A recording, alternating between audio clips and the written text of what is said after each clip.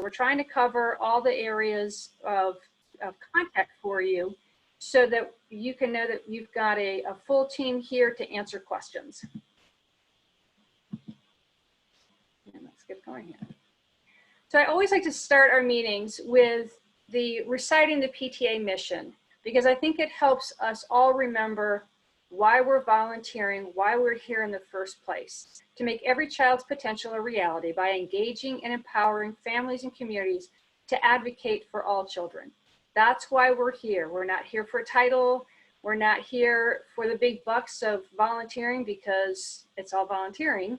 We're here because we want to make a difference in the life of the children that are in Georgia, and you know, my co-presidents across the country are all in it for the same reason, and all of you who are leaders hopefully are in it for the same reason. We want to make a difference in the lives of the children that we are serving.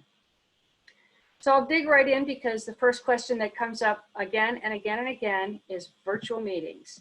Can we hold elections virtually? Can we vote on a budget virtually? And what platforms are available to use for virtual meetings? The first question the first answer to that question is yes, we can have virtual meetings. That has been our position since all of this started, since the governor declared a state of emergency. There are limitations, and they basically have been the same from throughout. It's how many people can meet safely, and are you incorporated?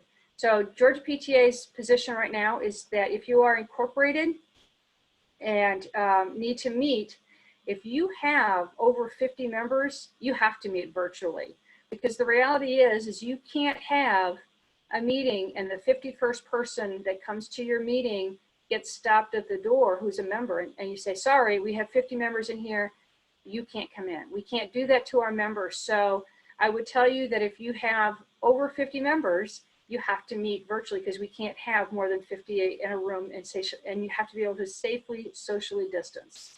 So yes, you can have virtual meetings.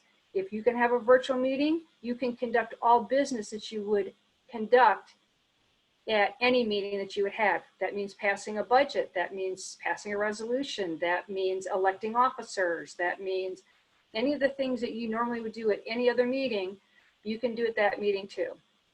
Some ideas of platforms, and this is certainly not a comprehensive list. Zoom, which we are using, and a lot of people have become Zoom experts. Microsoft Teams has a solid platform, and they are working very, very hard to surpass Zoom in user friendliness. GoToMeetings, Google Hangout, there's a lot of other ones. So this is not a comprehensive list, it's just some ideas. So budgets, the question has come up. Can we use funds from last year that were left over from last year since we didn't use them? And can we adjust our budget and move the money that we normally would spend in the first semester and allocate it for activities in the second semester? And the basic answer to all of that is you're passing a brand new budget. The 2021 budget is created at the general membership, is voted on, starts fresh. So if you have funds that you used to have still sitting in your bank account, you're raising funds, you are creating a brand new budget, and new school year, new budget. And that budget can be used for anything that your membership as a whole agrees that those funds can be used. Ideally, it is used for programs, it is used for enrichment. One of the questions that has come up often is, can we use it to buy PPE for the school? And that would fall under health and wellness and actually safety. And so, you know, an example that I had was that a lot of our schools, you know, are going to require masks. And if a student comes to school with a mask and something happens to that mask, it falls off, it gets dirty, something happens to it, they might want to be able to, PTA might want to provide some additional extra masks that are offered in where the school nurse is, or something like that. So there's a lot of different ideas of things that the budget can do, but we have to remember that the budget or the PTA funds cannot be used for supporting a specific family. That was a question that came out a lot last spring, was we didn't use our funds and one of our families is hurting, can we use it for that? And unfortunately, the answer is no. The funds that you raise, the funds that you have to be used to support the mission of PTA. So the next question is membership. When should we start selling the membership? How many memberships do we need to sell? And what are the goals? Membership is going to be challenging this year, and we know it's going to be challenging this year. You should start now selling membership.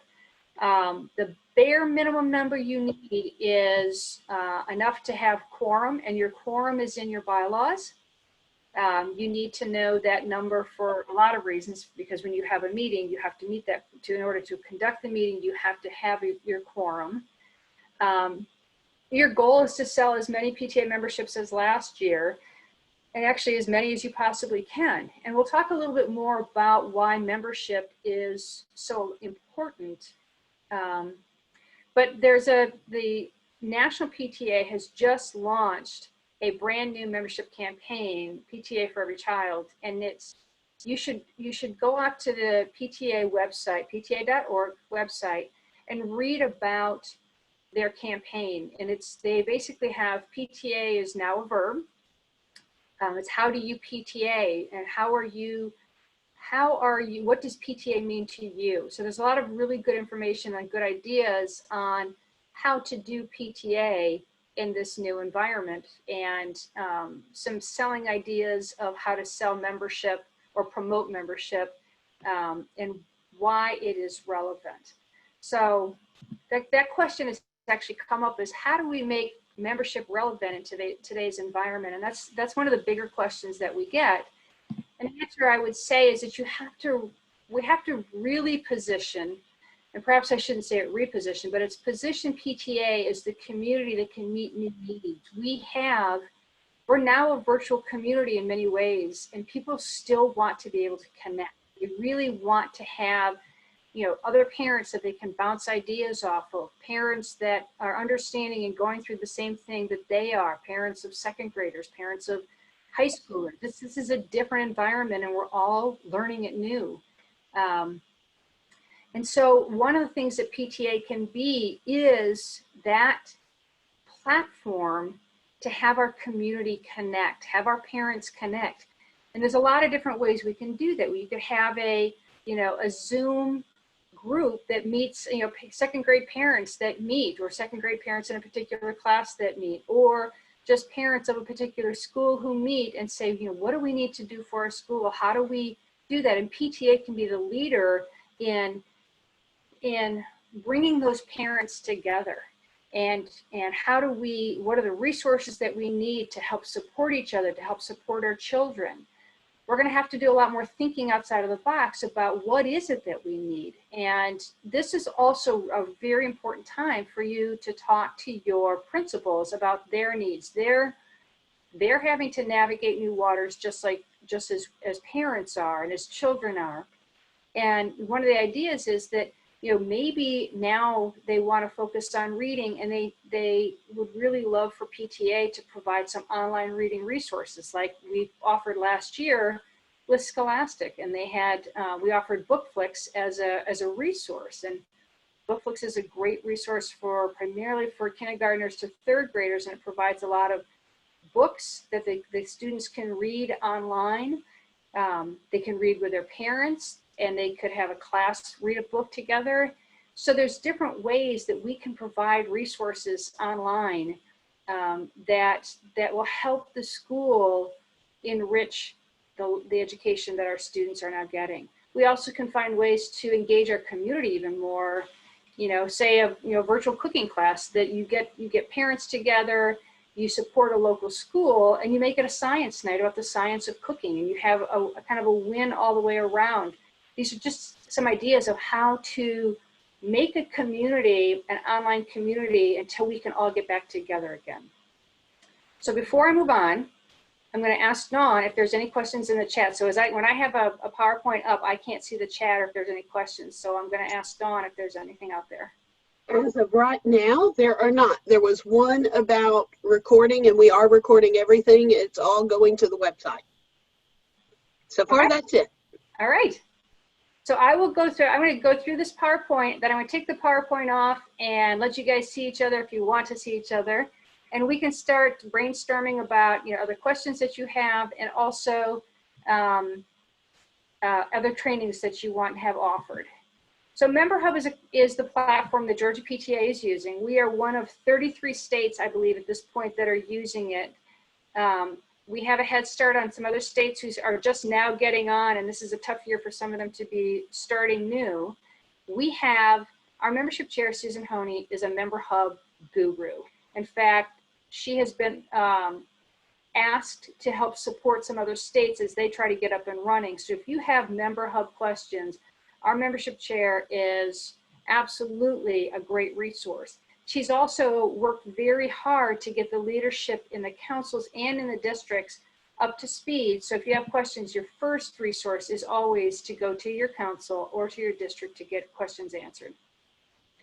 So some of the questions that have been coming up is, can we go ahead and start selling memberships via Member Hub? What is the best way to promote membership? And what if we don't get any members to sign up via Member Hub? Yes, you can start selling your memberships now. If you have got your store set up, if you need help getting it set up, then talk to your council or district. You should have, there are experts pretty much in every council and district at this point. How do you reach out to your parents? A lot of it now is you start by sending them an email if that's how you've been communicating in the past. You can also use your social media if you have a Facebook page or Twitter account, or you're using Instagram. Get it out there that you're using Member Hub. It's a really valuable resource, and once you get comfortable using it, it can be very comprehensive and a great way to reach your members. If you need help with it, you can work with your principal about how to get them to get your parents connected on it. Your partnership with your principal, and that's what it really is, your partnership with your principal is going to be very, very important this year. They have to be a partner with you. It's going to be one of the ways that you initially reach, especially the new parents to your school, because they're not going to know necessarily how to find you. You're not going to be able to set up a table at a meet and greet. So you're going to have to find new ways to reach them. And that's where working with your principal, and if your principal says, you can work with teachers individually, all of that can work to, again, get you in front of the parents in your school. And that leads us to communication. What are the best ways to communicate with our members? What should we be communicating with our parents? And how do we communicate with them? As I alluded to, the idea of working with the principal to maybe offer to help pull out, or give you the access, or give you a way, or help them if they're sending stuff out, to have them send out PTA information with a link to your Member Hub, or if you can offer to be a resource and send information out for the principal. You can be providing community information. You can be providing all sorts of information to them about not just, just in general the school district. There's times where a principal can't share something, but would appreciate it being shared with the parents, and that's where PTA can come in, because you are the independent voice. You are the voice of the community and the parents. So when you work in conjunction with the principal, you can share information that maybe they can't, or you can assist them in sharing information that they need to get out more broadly. Maybe they want to get information out broadly to the community as a whole, not just to parents. And if you have community members, if you have businesses or elected officials, or just community members, grandparents, people who aren't necessarily in and involved with your school directly, you have a broader reach, and that's another way to build that partnership. There's a lot of different ways to reach your parents. There's social media with things like Instagram, or a public Facebook page, a Twitter. Once you get Member Hub set up, that's got a great way for you to be able to email all of your parents, or a selected group of your parents. So there's a lot of great tools out there for communication. And our secretary, Diane Jacoby, as I said, is a great communications expert. I lean on her all the time to help me make sure that we're getting information out to our members and to our leaders. And then we get to fundraising. And one of the questions is, can we have fundraisers outside? Can students who are operating virtually still participate? And what kind of fundraisers are available right now? And again, your rules for fundraising haven't really changed. I'm going to run back first. There was a member hub question, Dawn. There is. The question is, we are having resistance to Member Hub from our PTAs and principals. We can't force them to use it. How are others handling this? Well, this year, if you don't use Member Hub, you won't be eligible to get a membership award because we are requiring the use of Member Hub. One of the great tools that we do or one of the things that's now being offered through Member Hub is the ability to upload the members locally. Instead of having to send your spreadsheet to the office, I believe that is a function that is going to be offered in the very near future, if it is not being offered yet. And Ty could probably answer that question better than I can. I think that it takes a lot of, it's going to take work from the council and district leaders to work with the local PTAs to show the value of Member Hub. There's another platform that I know a lot of schools are using in one of the districts, and there was concern. I think one of the biggest concerns out there was that Member Hub was going to be able to flood you with propaganda and use your information inappropriately. And we have a contract with Member Hub that does not allow them to do any of that.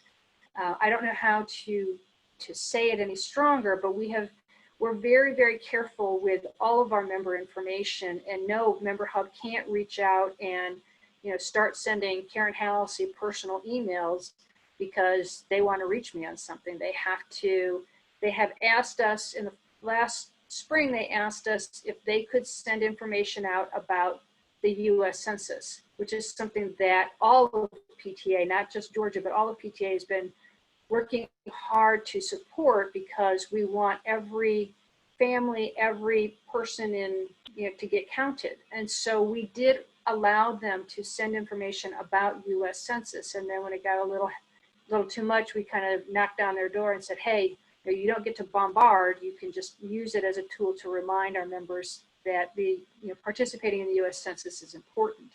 But that was, they deliberately, they came to us very specifically and asked for permission on that. So that has been one of the biggest concerns that a lot of local units had was, we don't want, what is Member Hub going to do with our data? And that is basically, the answer is nothing. So going back to fundraising, yes, you can do fundraising, and you can, any student that is, you are fundraising for every student, whether or not they are in the building or operating virtually right now. Georgia PTA has a brand new partnership with an organization called Funds.org. That is a really easy one. Ty, do you want to speak about Funds.org real quickly and let them know about that? Yes, that's quite fine. Thank you, Karen, and welcome everyone. I'm sorry, President Hallisey. Funds.org is a shoe collecting fundraising company, and we have been sending out their information, and some of the proceeds will go back to your local unit PTA. If you guys collect the certain percentage amount of shoes, and the great thing about it is you have to do hardly any work at all but collect shoes. Funds.org will pick up the shoes from you. They will do all the mailing. They will also create your landing page for you. So it's really a no-brainer fundraiser. All you're doing is asking individuals to bring in their barely used shoes or new shoes, whatever you would like. And from there, you guys get a percentage of those funds back to you. We will be sending out another updated email. If for some reason you're not receiving emails from Georgia PTA, you can go ahead and send us an email at office@georgia-pta.org. Again, that's office@georgia-pta.org. and we will make sure you are added to our communication list so that when Diane sends out those awesome communications, and we'd send them out from the office as well, you will receive those informations from our partners as well as our sponsors. So again, it's a no-brainer fundraiser from funds.org, and they would love to have you and put some money in your pocket.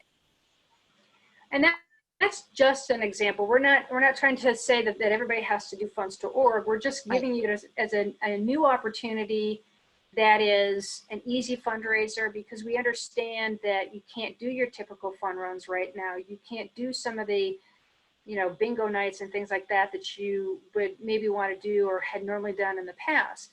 So the other thing I'll tell you is that there's a Facebook page called PTA Leaders, which I get on periodically, and it has leaders from across the country chatting about different things, and there are fundraising ideas on that. So that's another great resource to look at and say, oh, I hadn't thought about that as a possible idea.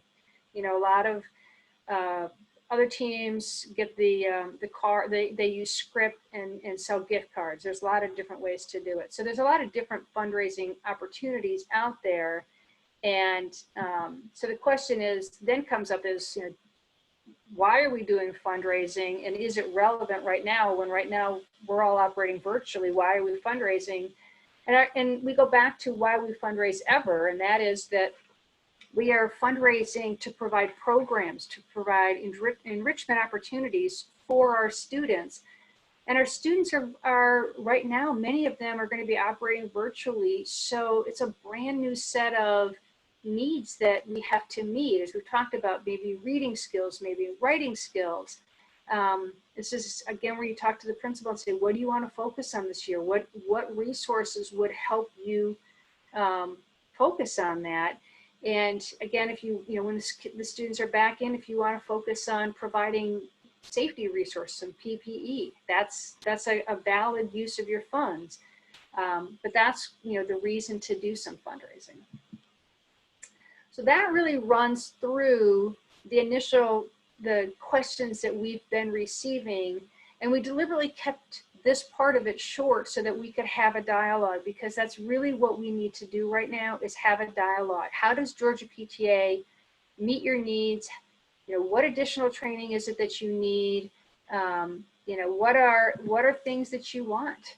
I will tell you that there are resources. We do have some basic resources out there at georgiapta.org, and that's our website. That is where all of these recorded presentations will be available. We're working on that right now. Make sure, as Ty said, that if you're a PTA leader and you're not receiving emails from us, send a message to the office. It may be that we don't have your email address. It may be that we have an incorrect address. It may be that if you've picked up the president email address and somebody in the past elected to not receive emails, that is now blocked, and so you're not getting those emails. But you should be receiving emails from us, in communication from us, such as this, information about these PTA universities that we set up. And we also have a PTA Facebook page where we put out information. Diane does a great job at finding not only PTA resources, but resources throughout Georgia that are good ones to share with you, because we don't just use PTA resources. And sometimes it's great for you to know that there's a resource available through the Department of Education, or that National PTA has some resources that you should really be aware of that you can use to either get additional training on a subject, or that they've got grants available. When National puts out that they've got a grant, we put that on our Facebook page. So I would urge you to sign up to get sign up to get our emails, in which we will push to you, but also to periodically, scan our Facebook page to see if there's something out there that maybe will benefit your school and your community in particular. So with that, I am going to stop sharing my screen. And now you can all see each other, which I think is great. And I am going to I guess I'll have you guys put your questions in the chat, and I think I can individually recognize you if you have a question that you want to ask and you don't want to have to type out a really long question. I see one that is a Council VP. How important is it for our local leaders to update their officers? Again, as we are resistant to updating officers on Member Hub.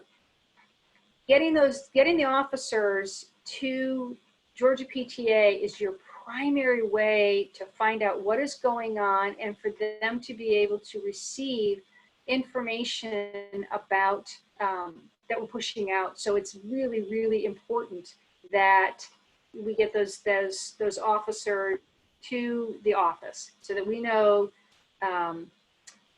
you know, who the new contacts are for a local unit, because if a question comes up, we need to have that information so that we can push things out, especially information about reflections. I mean, that's going to be a really important event this year, because it's perhaps one of the only arts opportunities that's going to be available to our students this year. So we really want to support the Reflections program. All right, let us see. I have a question here. That was a long one. Regarding elections, we normally have over 150 members. We started advertising for members, and we are close to 50 right now. Normally, we get most of our members at open house, which is a virtual next week. Do we have to get 50 members to hold our elections electronically? If you're close to 50 right now and you're scheduling a meeting, I would tell you to conduct your meeting electronically, because if you schedule your meeting and between now and then you get your 51st member, you would have to have that meeting electronically. So I would tell you to have your meetings electronically. It is very important, very, very important that everybody participating can hear and be heard. It is important that when you are conducting business, that anybody who has a question can be able to raise their hand and be heard. I will let you know that our bylaws chair, Alvin Gainey, who is a bylaws wonk, and I love working with him, he's a great guy, is right now has the bylaws committee looking at the local unit bylaws to figure out how we can make them adapt them for our new needs. It really comes down to how do we adapt to our new needs. And so they had to reschedule a meeting that was supposed to be last night. I was hoping to, and then those changes would have to be approved by the board so we can bring them to you. We are still hoping to have a business meeting so we can get some of these bylaw changes passed so that it makes it easier for all of you to operate. We respect that it's been a challenge and it continues to be a challenge, and we are trying to find ways to meet that challenge. And we know that you know, and I will tell you this, and I tell this to I've told this to my board. In fact, one of our amazing district directors, Charlotte Burton Williams, who is in the Augusta area, is on tonight. She's a great director and a fun person to work with.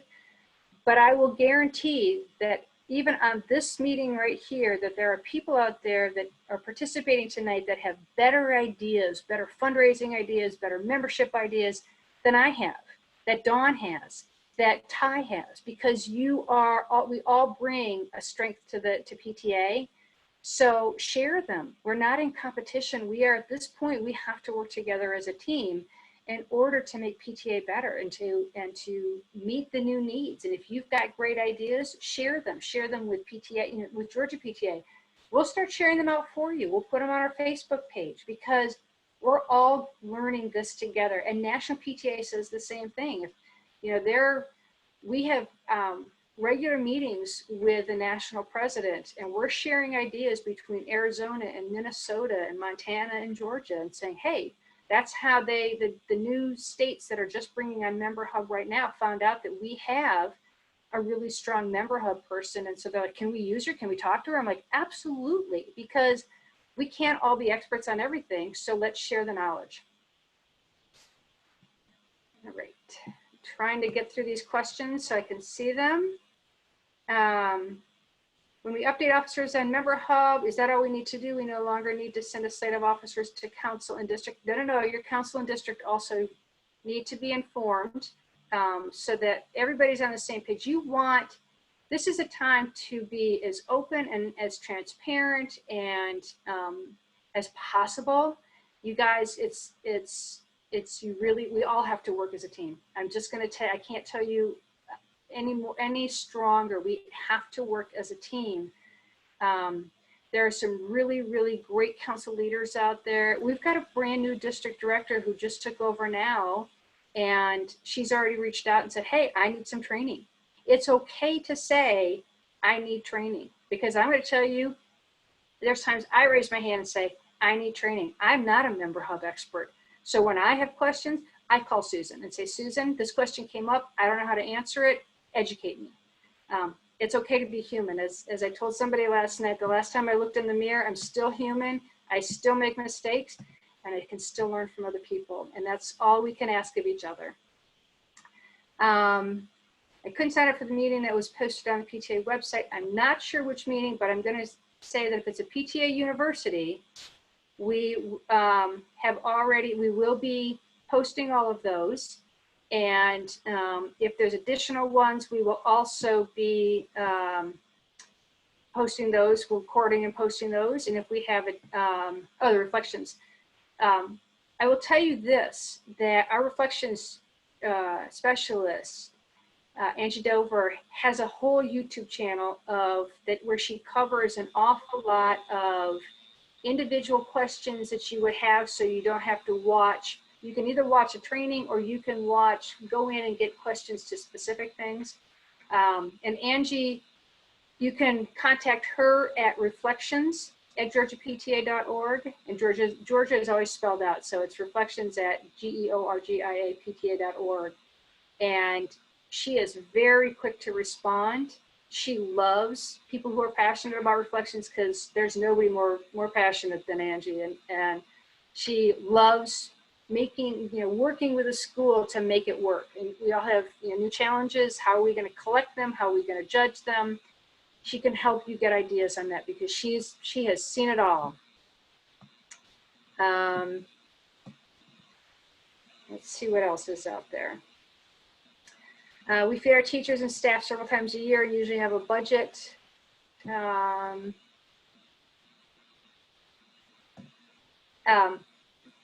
I'm going to tell you, so let's talk about budgets just for a real quick second. I'm going to look at this question. It says, we usually feed our teachers and staff several times a year and have a budget of $4,000 to $5,000, and it's $3,500 this year, which seems like a lot to me.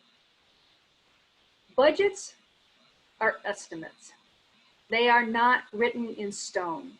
So I will tell you that if you have a budget and you want to do something nice and bring Chick-fil-A to every teacher at the start of school, that's great. That's fine. But if it turns out that, you don't get to do the really fun teacher appreciation luncheon that you normally like to do in December, and you end up just giving them all, bringing donuts in or something like that, you can't have the elaborate spread that you normally do, so you don't spend the money, you're going to have another general meeting, and you can modify your budgets. Budgets are not written in stone. So understand that a budget is an estimate of how you're going to spend your money.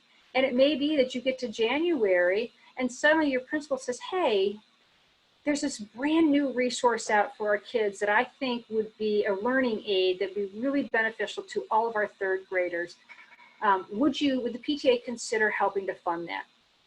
It's not in your budget right now, and you're like, I don't know what to do. Again, you take it to your general members and you say, hey, this is, instead of spending the money on a teacher appreciation luncheon that we didn't get to have, there's this new resource out there that the principal thinks would be great for all the third graders. We want to modify the budget to do that. You can do that. Your general membership can do that. You as a president or you as a board can't do that, but a meeting with your general membership can modify your budget. So I tell you that this year, and I don't have it sitting here, but when I started as president, I gave every member of our board a little green Gumby. And if those of you who are young enough that you don't know who Gumby is, go Google it. but Gumby's a little green character who is extremely flexible. I'm going to tell you, you all have to be Gumbies.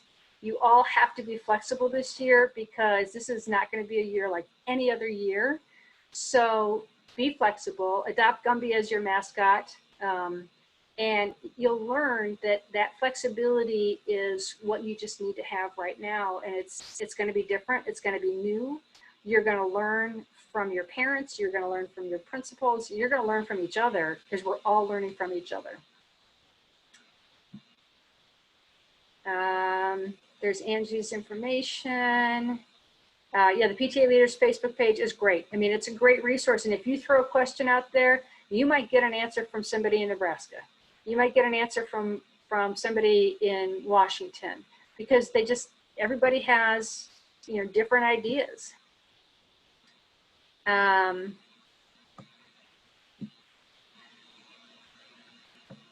I like that there's chat going. It's hard for me to keep talking and to try to scroll through the chat.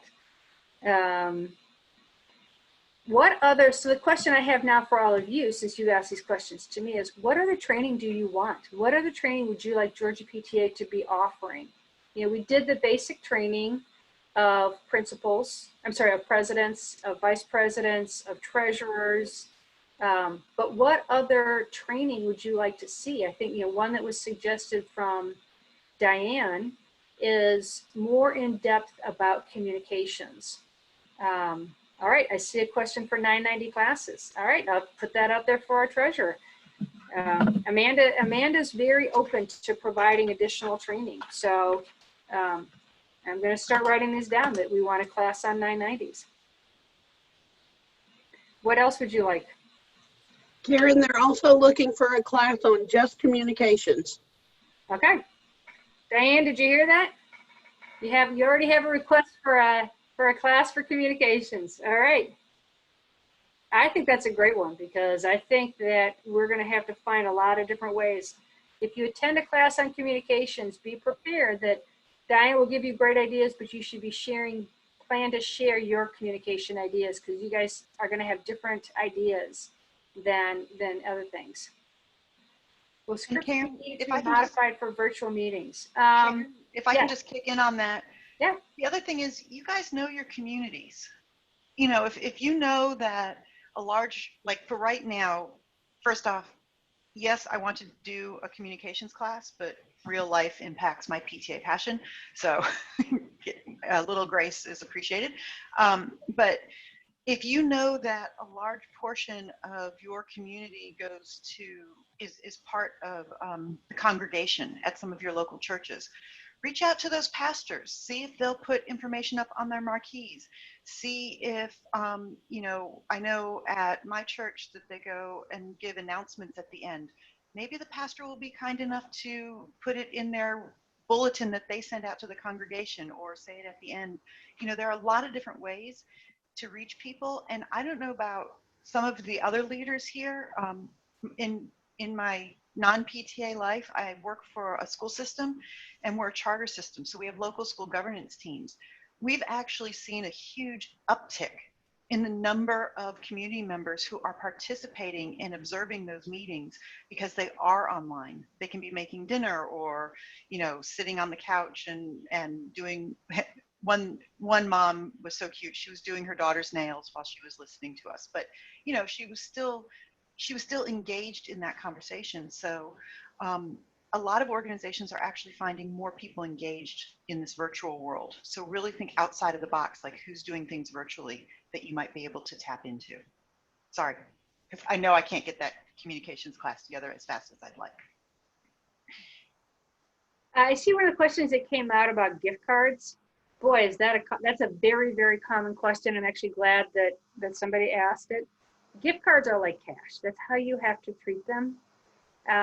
National PTA actually came out with some guidelines, and I don't know where exactly they posted it, but they basically said that it is okay to give gift cards as nominal gifts, prizes for contests, prizes for attendance, but they have to be nominal. They can't be a $250 gift card.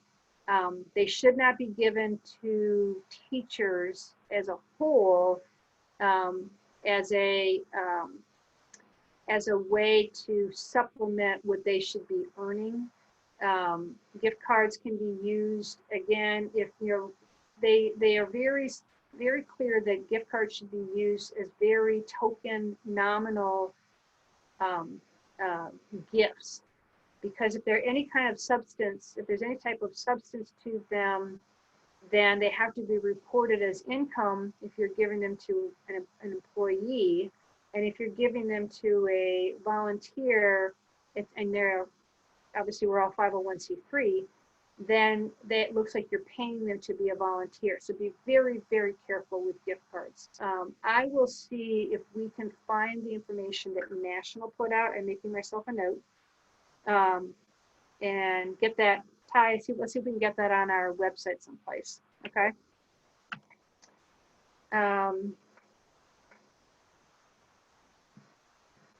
And thank you, Tammy. That 9th District put out a great script on virtual meetings. So thank you very much. I love that we are already trying to share the resources. Running an executive board meeting and general meetings. We can do a meeting on how to run a meeting. I think I will ask, I might ask you to attend the bylaws committee meeting or bylaws meeting that is coming up this week on running meetings. The bylaws. There are 2 tomorrow, Karen, 2 bylaws meetings, one at 10 and one at 7. Thank you for the times. I didn't have them in front of me. Alvin may cover some of that about running meetings and how parliamentary procedure and bylaws and all of that is, they all work together to make an effective meeting. You should all be very familiar with what is in your bylaws, what you can and cannot do, what you should be doing. I believe the Leadership Resource Guide has a sample agenda for a meeting, and understand a lot of people are very afraid of Robert's rules. You don't have to have, I happen to have the very, very thick book on Robert's rules, but you don't actually need that for 99% of what you're doing. They have an abridged version which covers the real basics of parliamentary procedure. And the thing about parliamentary procedure, it's really designed to make sure that you run a meeting effectively and that all voices are heard. Robert's rules isn't actually for the majority. Robert's rules is for the minority, so the minority is heard in a meeting.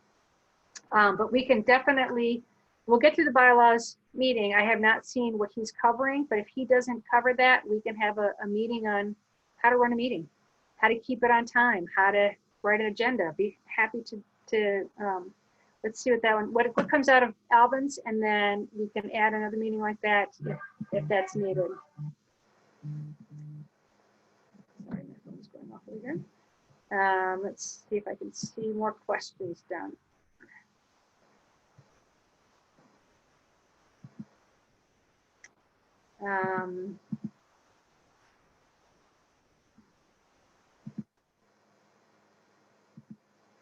About gift cards, donations received for companies and parents. Jeanette, you might have to clarify that one. What about gift cards or gift certificate donations received from companies or parents? If they are, again, if they're substantial, they could be a prize for a big raffle or something, but they really should not be something that you just automatically give to somebody as considered compensation. That's how I would normally handle any kind of significant gift card. Is 1, you treat it like cash. 2, you can't look like you are compensating somebody for it. And that's actually 501c3. That is IRS rules that we're talking about here. That's not PTA rules, that's IRS rules about how gift cards can be viewed as compensation.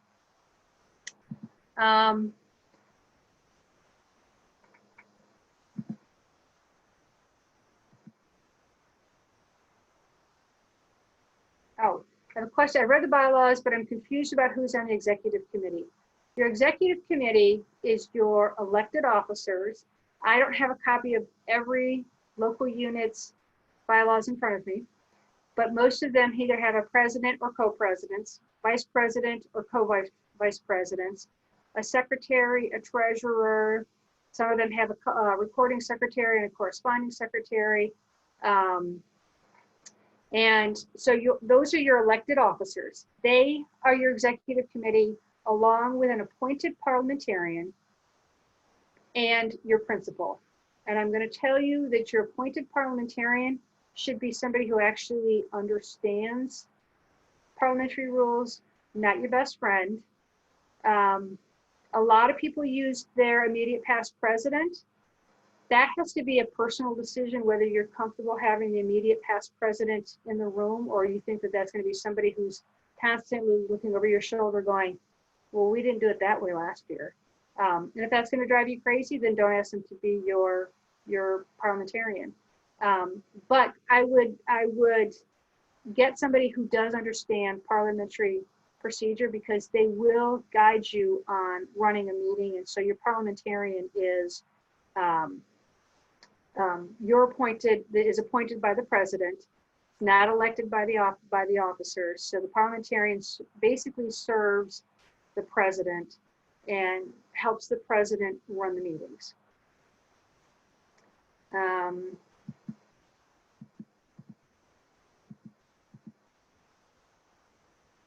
The difference between the board and the EC is standing committees, and that is true, that basically your board is all of your executive committee plus any standing committees you have, your membership chair, your reflections chair, and family engagement chair.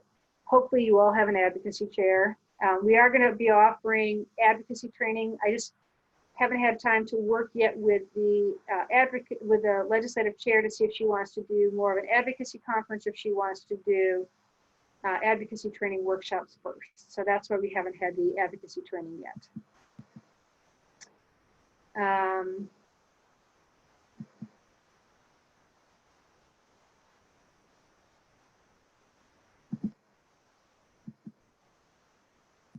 And the this recording is being recorded, and it will be on our website. So I think that's it. I think I've covered all of the current questions. The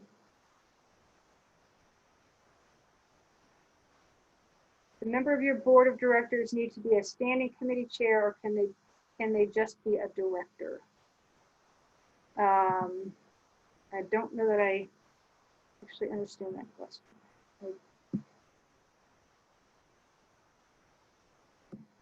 We are, for the question on councils, we are looking at how to do council and district training. We have historically provided what we call CDLT, council and district leadership training. We are planning to do something like that. It's going to be virtual. I am working with Anita Higgins-Jones to outline how we're going to do that, what we're going to do, and how we're going to execute that, since we can't do a big retreat.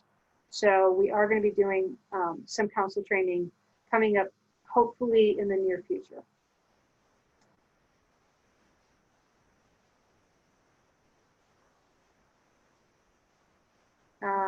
We don't have a district. I'm going to guess, Terry, are you by any chance down in Glenn County?